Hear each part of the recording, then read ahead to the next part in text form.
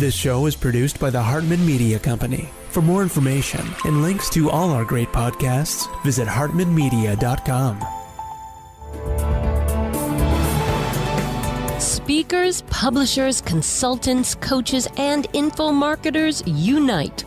The Speaking of Wealth Show is your roadmap to success and significance. Learn the latest tools, technologies, and tactics to get more bookings, sell more products, and attract more clients.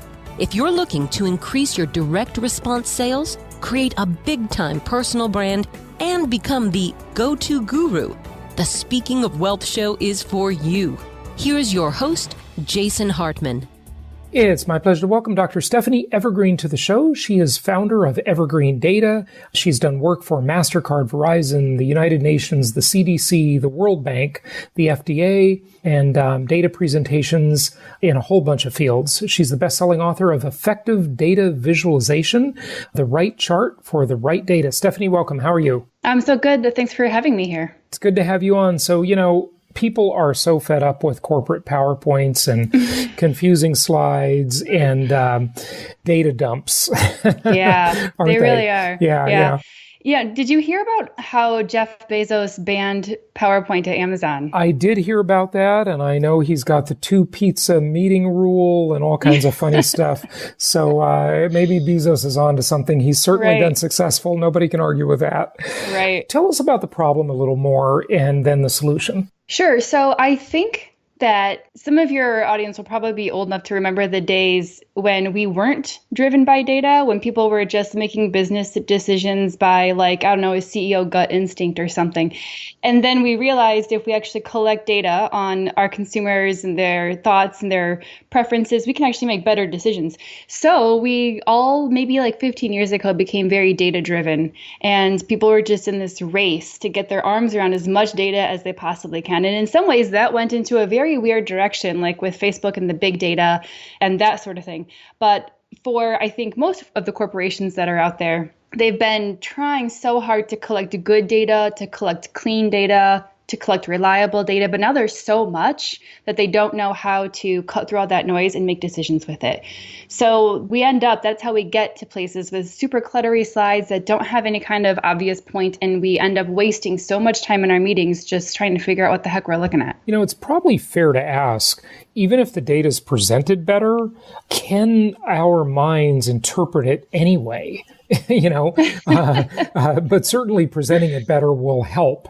Generally speaking, I'm kind of thinking you might be a bit of a minimalist with data. I'm not sure. Just dive in and give us some examples of this, if you will. Sure. So yeah, I would say I'm a little bit of a minimalist here. I prefer clarity over confusion, and it tends to mean that when we've got too much clutter, we're not able to really see the point. I'll show you some examples. You want to see one? Sure, absolutely. So the before that I'm showing here is from one of my clients at Verizon. And I think this is really typical for what we see in big corporations. It's just so much data. There's no clear point. You spend half the meeting just trying to figure it out. And believe it or not, they were really only talking about 3 things on this slide. Wow. It doesn't look like it because there's so much going on in here.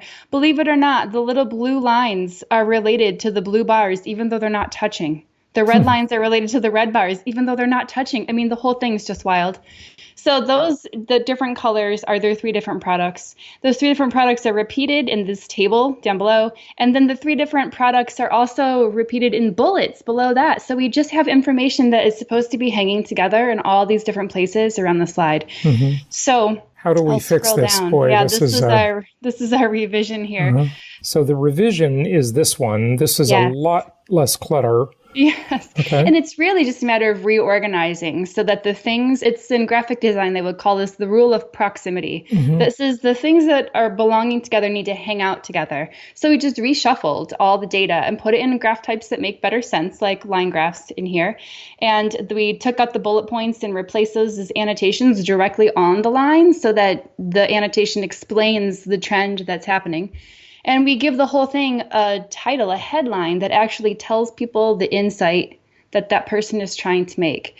Okay. When we do simple things like that, it just cuts all of the conversation in the meeting down to where we can actually just have conversations about the business decisions that are on the agenda. Makes a lot of sense. So let's take a step back for just a moment.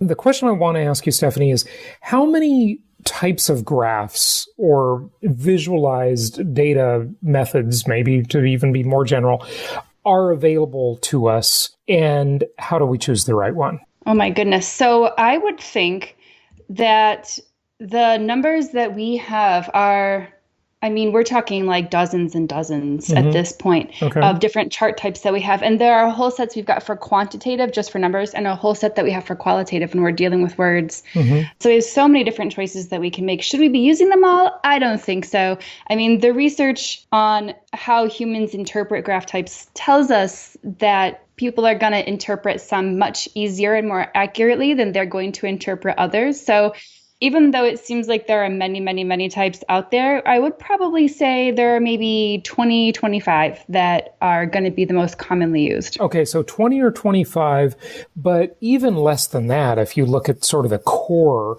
there are Venn diagrams, there are bar charts, there are scattergrams. There's just a few really core things, right? How many there would you say you narrow down to? Are there 4, 5, 6? I'm going to say I probably use in my repertoire regularly maybe 10 total. Okay, so 10. How do we choose one? We can say the same thing with lots of different types of graphs, right? Yeah. Well, I think that so much of our decision here comes down to what is our point? And that's actually the hardest part. That's got to be the first step. And that's the thing that most people skip. They just go to, I have survey data. I'm just going to make it a pie chart. And then no one can tell what's going on with millions of slices in the pie. If we start with our point, which means we have to actually have stopped and looked at our data and analyzed it ourselves and understood this is my big picture. Once we know the point, the chart type kind of comes very naturally after that. So we have to start there. But then after we know our point, I think there are only a few different options that we have. If we're trying to show parts of a whole, there's only like 2 or 3 options that are going to be really good ones there. If we're trying to get people to compare points, there are only a couple of good options there. If we're trying to show change over time, there are another just handful of options there. Okay, great. More examples, if you want to share some more. Okay, sure. Give a really fun one here. What are the best tools for this? I have a feeling you're going to say like Tableau or something like that, which I don't use. I've certainly used Excel and various spreadsheets. What are the best software tools?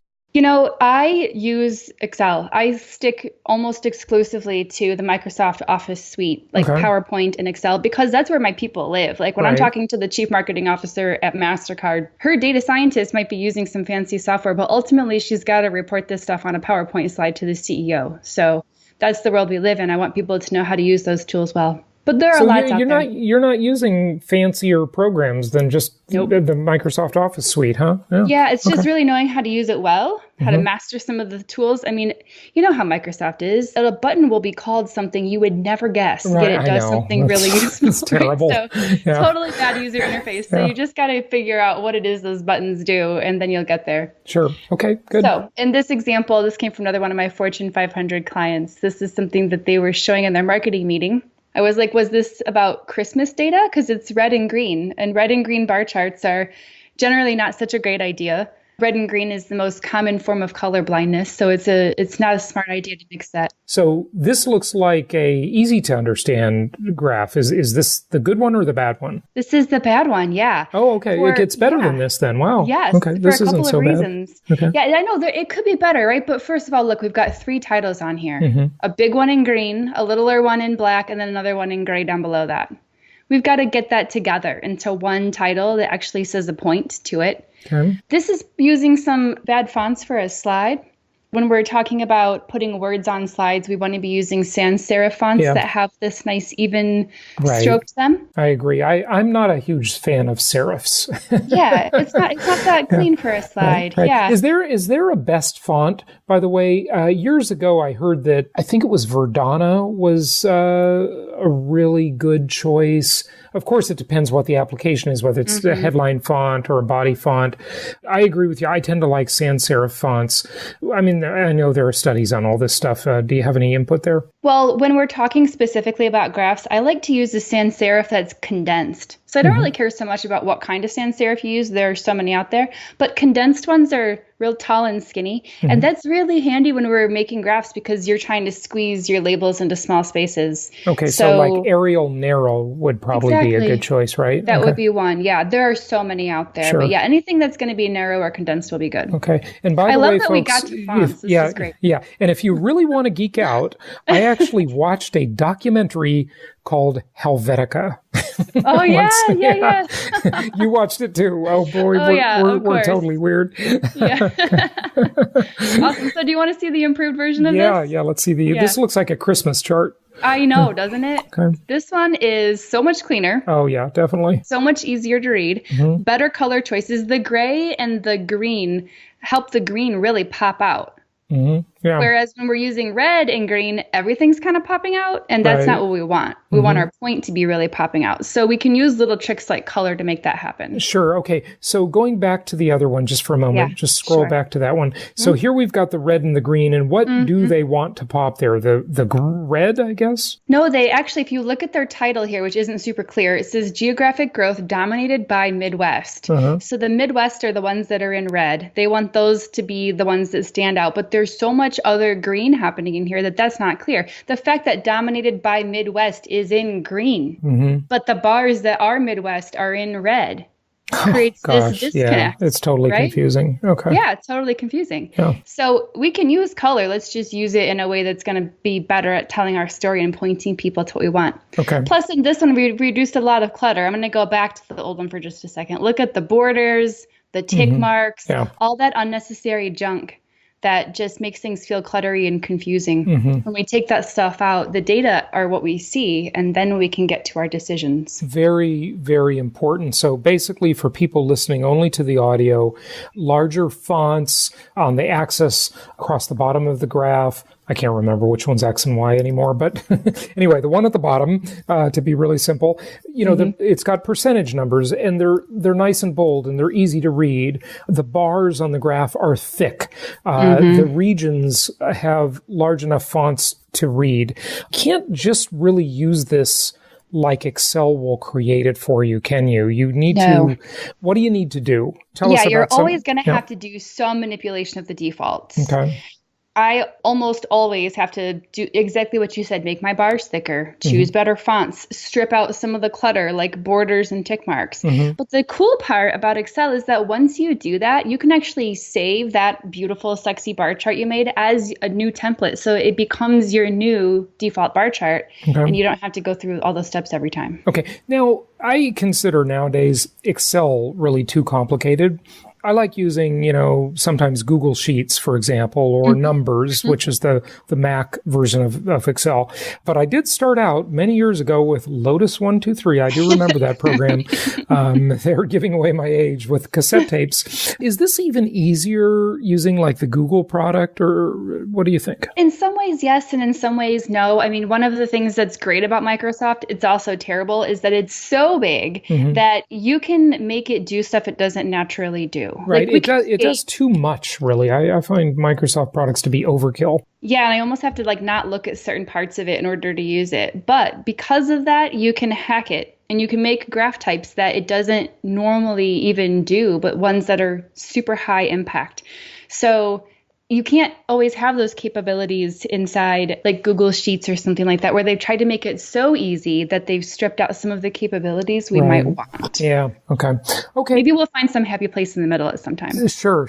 Okay. What is sketching? Well, sketching is, historically putting pencil to paper and drawing out your ideas. Okay, but where does it apply here? I mean, everybody knew when I, said the word what sketching is, but is there a specific application of sketching in your world?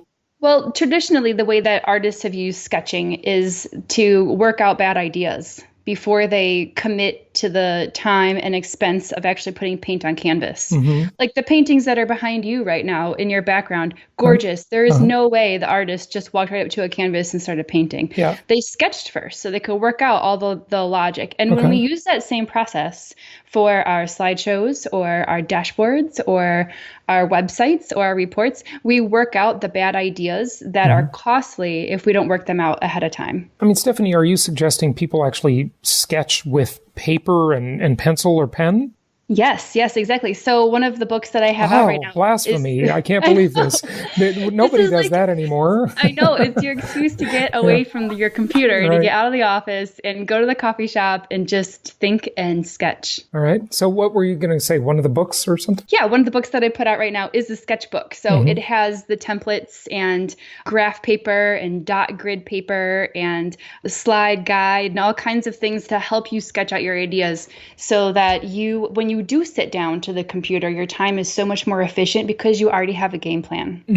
And, that's if you don't do your own stuff, and say you're a low-tech person and you can't use all of these cool programs, you can just sketch it and give it to someone, right? That's a very good idea. Yeah. Yes. And I found, too, that if you know you're going to have to get approval on something, you better give a mock-up first. Right. And it's so much cheaper to iterate a mock-up on pencil and paper and say, if the data looked like this, would this satisfy you? Versus sitting down and trying to make a dashboard first. Right. So we're just talking about ways to make sure we get to our final product more efficiently. The old saying, a picture says 1,000 words. Tell us how that applies in your world. Yeah, it sure does. I mean, the research that we see on how brains operate is that we work through pictures.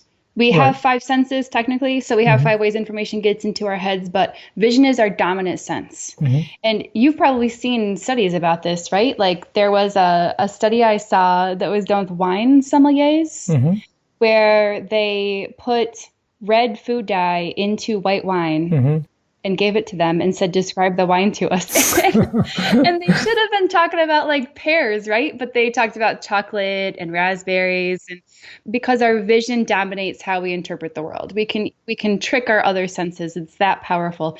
So we use our eyeballs to look at pictures. That's how we get information into our heads.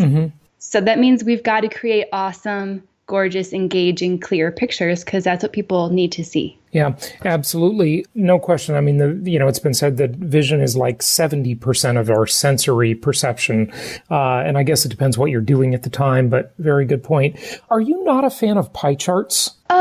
Okay, so I'm not going to say I ban pie charts because I do think that they can be made well, but on the whole, we're not great at reading angle.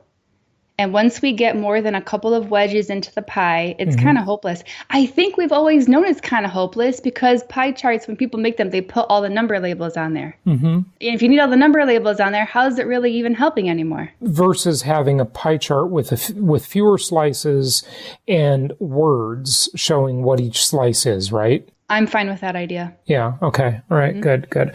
What else do you want people to know? Well, I want people to know that all of this stuff is totally possible. It's totally doable. And I think sometimes it can feel intimidating when you see my befores and my afters. It can feel like, whoa, I'm going to need to hire a millennial to help me figure that out. But it is not complicated. It just looks complicated because the change is so drastic. But when you actually sit down and try to make it happen, which, I mean, I'm giving people step-by-step instructions in the book. If you just sit down and follow the instructions, it's not that time-consuming. And the payoff you get is tremendous in terms of how effective you are at your job, how much people recognize your value at the company, and where you can go with that. Sure. Are there any cultural or, any biases, whatever, with looking at data or how data should be presented? People of different genders, different nationalities, I don't know, anything, different ages, certainly. Anything there that people should know? Yeah, one of the most interesting cultural differences I see is around color. Because color is so culturally based and it's also contextually based. Like if I show you red and green and I say, and it's Christmas time, everybody's like, oh, this is a Christmas graph. Right. But if I show you, like I go to Michigan State and I do a workshop there and I show them green and they're like Spartans, and nobody else says that when they see that green, right? So culture and color are so closely tied together. And I see that in issues in places like, for example, I was recently doing a workshop with Chick-fil-A and their brand color is red. So for them, red is a very loyal color because it's their company color. Sure. But when you ask the average person on the street what they think of when they see red, they'll probably say some things like blood, stop. Or accountants might say losses. Losses, exactly, right? So everybody's got these cultural interpretations of colors that can sometimes be hard to navigate unless you actually ask people. Right. Yeah. Very interesting stuff. I got to mention something to you. It's just, you're so passionate about this, obviously. It's really cool. Very few people are as passionate about this as you, I would bet, right? I know. Well, it is super fun when I'm in workshops and people get just as excited as I am, because we all like to get a little bit nerdy once in a while. Yeah, that's great. What else should people know? Any questions I haven't asked you? Anything else you want the audience to know? Well, I think our big picture here is that this might seem like it's about what buttons to push, whether we take the border on or put the border off. But what we get as a result is why we're going through all of this trouble. And what we get is clear business conversation. We get to market faster. We stop bad ideas before they get too far. We promote good ideas because we are able to get to them sooner on the agenda. So this is really about how we talk to each other and the way that we make our decisions inside of our companies. And all of that is part of our company culture. So there is so much more at stake here than just what button do I push and what font do I select? No question about it. This is, some people listening might say, well, this is just kind of a sideline, but it's a big deal. This is communication in our modern complex world. Of course, there's an old saying, less is more, for graphic design, architecture, and data, or at least making it more understandable. Steve Jobs used to talk about how the hard part is to make things simple. Right. It's easy to make them complicated and just vomit data. Right. And, I find like I've got one particular person I keep thinking of with this that does work for our company. And it's just, I'll get a spreadsheet and it's like, I don't even know what to do with this, for like, I don't live in spreadsheets. Right. But this person does. And, for them, it's simple. But for the rest of the world, I don't think they interpret it that way. You've got to make it simpler. Are there any thoughts before you go, Stephanie, on in sort of a typical presentation, right? If you're in the business world and you're making a presentation, whether it be, business to consumer or within a large company, how much data can you show in a given presentation or a given amount of time? Is there a rule of thumb for that? You hear all these rules for speakers, right? They talk about, doing speeches. They don't talk about data and presenting data, but they'll say definitely fewer slides, not more than one slide every minute and a half or whatever, right? And usually it'll take longer than that per slide. But any rules of thumb you want people to know? I generally advise 1 point per slide. Okay. 1 point. Make one meaning, point. Okay. 1 point. Like you're making 1 point on the slide and then you're moving on to the next one. So that might mean you have as many graphs or as many slides as you have points you need to make. But when we want people to really think about a point we're making, they need a visual behind it. So that would mean if you're doing 1 point per slide, that would mean one graph per slide. And I think if our graphs are clear and our points are well articulated, people can handle a lot. It's not that people are dumb. It's just that they do get overwhelmed pretty easily. So if it feels like you have to kind of hold someone's hand and walk them step by step through what you're saying, and that's okay. That's how people work. They do need to be walked step by step through something. So if we break it down to 1 point at a time, then we create that journey. We walk them along with us. Do you recommend making them know they're on a different slide by changing the graph or changing the looks? Because, for example, this one that we're looking at now, for those of you looking on video, geographic growth dominated by Midwest, right? That's the chart, and it's a bar chart. But if we want to do the next slide in this presentation might be geographic growth by city, for example, rather than region, right? Or by country, that might be the macro picture.